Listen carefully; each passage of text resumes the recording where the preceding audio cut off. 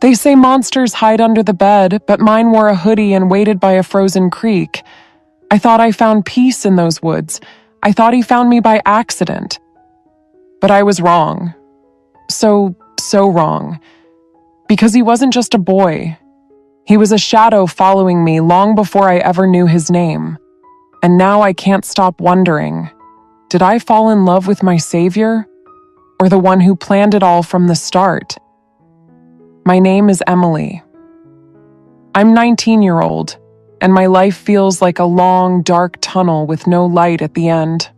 I live in a small town called Ravenhill, a quiet place surrounded by thick forests and rainy skies. People say it's peaceful, but to me, it feels like a prison. My mom died when I was 10, and my dad remarried too fast.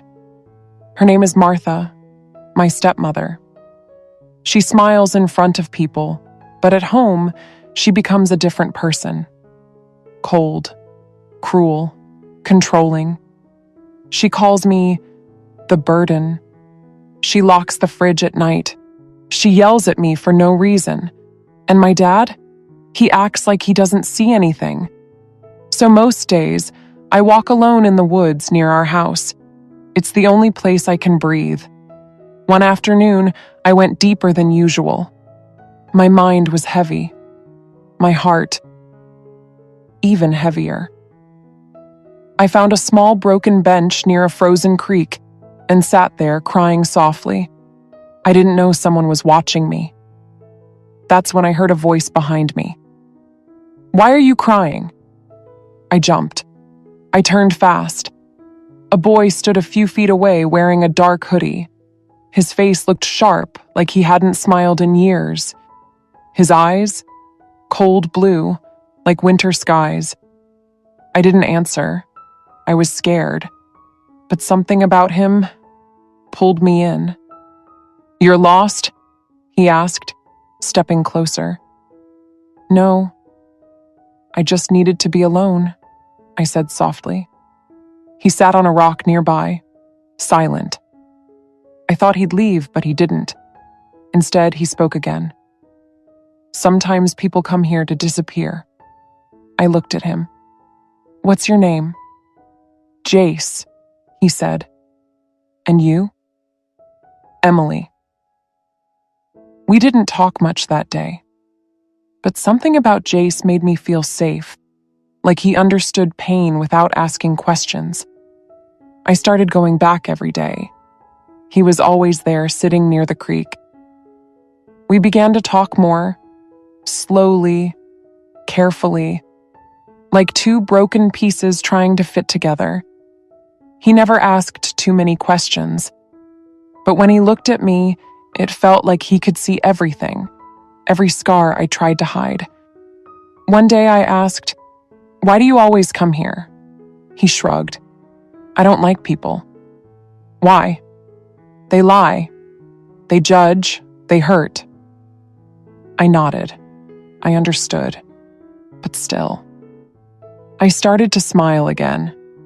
Around him, I wasn't the sad, weak girl everyone ignored. I was just Emily. One evening, I stayed later than usual. Jace walked me halfway home. "Don't go inside yet," he said suddenly, grabbing my wrist. I turned. "Why not?" He looked at my house. "Something feels wrong." My heart dropped. "You don't even know my house." He didn't speak, just stared at the window. When I went in, Martha slapped me hard across the face. "You think you can sneak around with boys now?" she screamed. My dad watched, said nothing. That night, I cried harder than ever before, and I whispered to the dark, "I wish I never had a family." The next morning, something strange happened. Martha was gone. Just gone. Her purse still on the table, car in the driveway, but no sign of her. Police came. My dad panicked. People searched the woods. Nothing. And inside me, A strange thought formed. Did Jace do something? I went to the creek. He was waiting. Where were you last night? I asked carefully. He looked up slowly. You were crying. I didn't like that. My stomach twisted. Jace, what did you do? He stood, walked toward me. I fixed it. My voice broke. What do you mean, fixed? She hurt you. Now she won't. I stepped back, my body shaking. No. That's not what I wanted.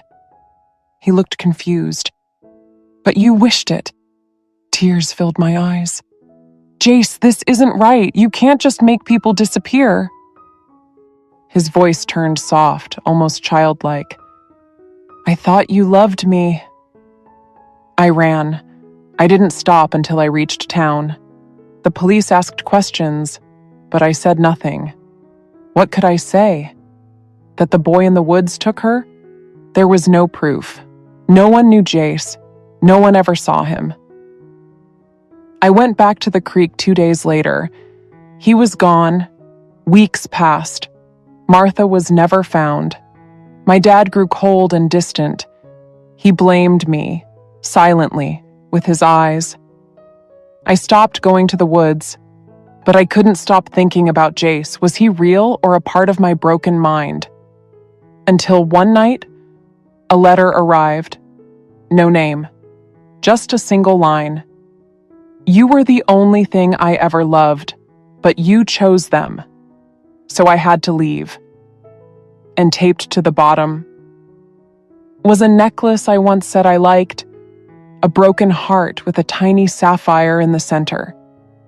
He must have taken it from the market stall when I pointed at it months ago. I cried for hours, because somewhere, deep down, I did love him. Not the dangerous part, not the darkness, but the lonely boy who sat by a frozen creek and saw me when no one else did. Ending note. I still visit that bench sometimes. No one sits there anymore. The woods are silent now, but sometimes I hear footsteps or feel eyes watching me, and I wonder, was he really gone or just waiting for me to break again? Have you ever met someone who felt too perfect to be real? Like they walked out of your dreams only to leave behind a nightmare? What if the one person who saved you was also the one who destroyed everything? I was just a lonely girl trying to survive a cruel world, and he was a stranger hiding in the woods. But what I didn't know was that he was watching me long before I ever saw him. And by the time I found out who he really was, it was already too late. What did you like the most about this story? And did you learn anything from it?